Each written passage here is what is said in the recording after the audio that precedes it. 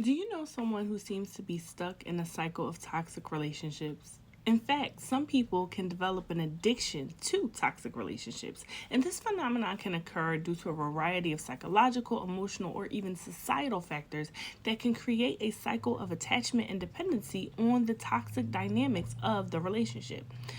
So why does this happen? Like what causes this to occur?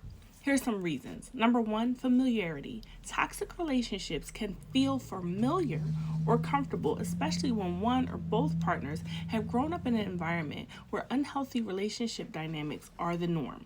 In many ways, you can acknowledge that the relationship is toxic or crazy or dysfunctional, but it's that crazy dysfunction that can be navigated because it's familiar. The twists and turns are seemingly easier to navigate because you're accustomed to it. In other words, it's the devil you know, it's the crazy you know.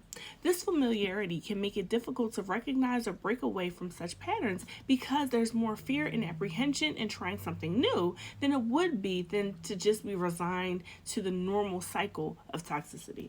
Number two, low self esteem. So, individuals with low self esteem may feel unworthy of better treatment. They might feel that they don't deserve a healthy relationship, or perhaps they fear due to their own inadequacy or past failures, they cannot maintain a healthy relationship.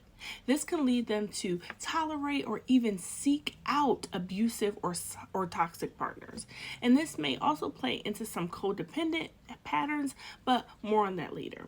Number three, intermittent reinforcement. So, toxic relationships often involve a cycle of intense highs and lows where periods of affection and love and attention are followed by periods of neglect or withdrawal or abuse. And so, this intermittent reinforcement can create a powerful, addictive dynamic similar to like gambling, where the occasional rewards keep the person hooked. It's like that feeling of this time I might win, this time I might get love and affection, this time I might make my partner happy. But on the other hand, I might not. And I won't know unless I keep playing the game. So, this can even read as exciting or normal in those types of relationships. Number four, codependency. So, codependency involves an excessive or emotional or psychological reliance on a partner, often characterized by trying to control or fix the partner's problems. So, in toxic relationships, codependent individuals may feel a sense of purpose or identity in their role as a caretaker or the one being mistreated. By the way, if you want more information on codependency, please check out my video series on that, or better yet, subscribe to this channel. All right, moving on. Five, trauma bonds.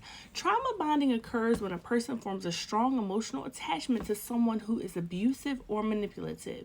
This bond is reinforced by the cycles of abuse and reconciliation, creating a powerful connection that is very difficult to break. Sometimes it's referred to as Stockholm Syndrome as well. So the individual adapts to survive prolonged, consistent trauma as a way of life. Number six, fear of abandonment. People who have a deep seated fear of abandonment may stay in a toxic relationship out of fear of being alone. In these situations, it's giving, I would rather have somebody than nobody. Again, this might be built on past hurts or trauma or other maladaptive functioning. The anxiety associated with potential abandonment can outweigh the desire to leave that toxic or unhealthy relationship.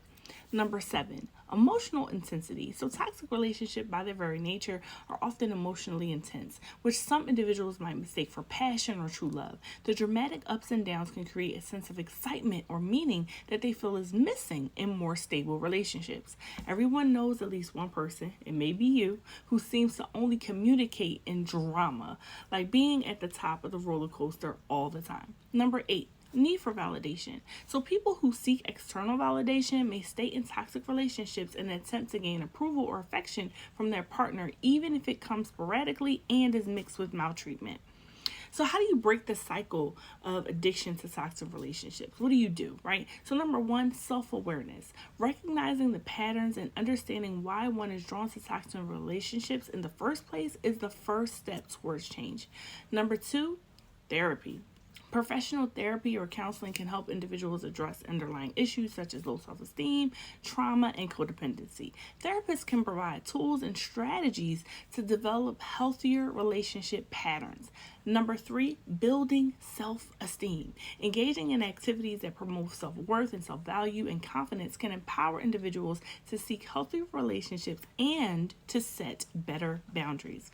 Number 4, support networks, right? Surrounding oneself with supportive friends and family who can provide perspective by modeling healthy relationships and attachment and encouragement can be a crucial, vital part of breaking free from a toxic relationship. Number 5, setting boundaries. Learning to set and maintain healthy boundaries is essential for protecting oneself from toxic relationship dynamics. Number 6, focusing on personal growth. Pursuing personal interests, goals, and self-care can help build up an individual and give them a sense that they don't have to depend on a toxic relationship. Get comfortable being with yourself and by yourself, so when a relationship is forming, you will not fear being alone if it doesn't work out. Number 7, accountability. After examining your relationships, find a safe, supportive individual who can challenge your underlying thinking if and when it pops up again.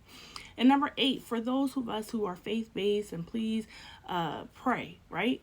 Don't do all of the practical things and not the most important things. Spend time with God in prayer and quiet time. It can highlight negative patterns and behaviors, as well as bring healing and wholeness to yourself, preparing you to move forward.